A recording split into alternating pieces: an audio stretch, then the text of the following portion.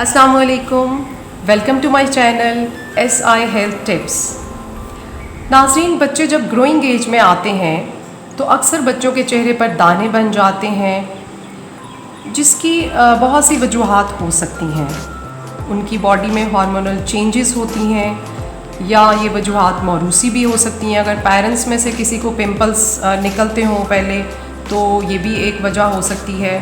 या अगर किसी बच्चे की स्किन बहुत ऑयली है तब भी चेहरे पर दाने निकल आते हैं। तो आज मैं आपको बताऊंगी कि करेले और चुकंदर के जूस से किस तरह इस मसले को ख़त्म किया जा सकता है, चेहरे की रंगत निखारी जा सकती है। लेकिन वीडियो में आगे बढ़ने से पहले आप मेरे चैनल को सब्सक्राइब करें और बेल आइकन के बटन को ज़रूर दबाएं। जी, करेले की अफादियत से तो किसी को भी इनकार नहीं है। इसमें ऐसे नेचुरल एंटीऑक्सीडेंट्स पाए जाते हैं जो ब्लड को प्योरीफाई करते हैं और ये एंटी इन्फ्लेमेटरी प्रॉपर्टी से भी भरपूर है। हम इसको काटते हैं और पील करते हैं दोनों एजेस से। जी, इसका पील थोड़ा सा उतार के बाद में हम इसका जूस बनाएंगे। जी, इसको दो हिस्सों में आप कट कर लीजिए और इसके बीज आप हाथ की मदद से भी निकाल सकते हैं या छुरी से भी निकाल सकते हैं।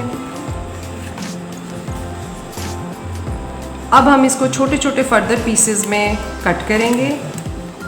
जी, चुकंदर में विटामिन A और विटामिन C की मिकदार बहुत ज़्यादा पाई जाती है। इसमें आयरन का कंटेंट बहुत ज़्यादा है। ये हड्डियों को भी मजबूत बनाता है, रंगत को निखारता है। तो हम इसका भी छोटे छोटे स्लाइस करके अपने जूस में ऐड करेंगे। जी, अब हम इसके इतना सा हम पीस लेंगे और इसके छोटे छोटे स्लाइस करेंगे। जी नाजरीन, अब हम इसका जूस बनाते हैं। ये हाफ ग्लास वाटर इसमें ऐड कीजिए।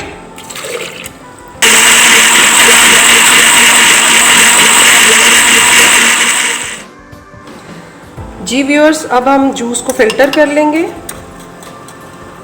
और ये देखें इसका कलर कितना खूबसूरत लग रहा है। जी व्यूअर्स, तो हमारा जूस रेडी है। ये जूस पीने में थोड़ा बिटर है लेकिन इसके फ़ायदे बेशुमार हैं। और फिर आपने दानों को भी ख़त्म करना है और ख़ूबसूरत भी लगना है तो फिर जूस तो पीना पड़ेगा।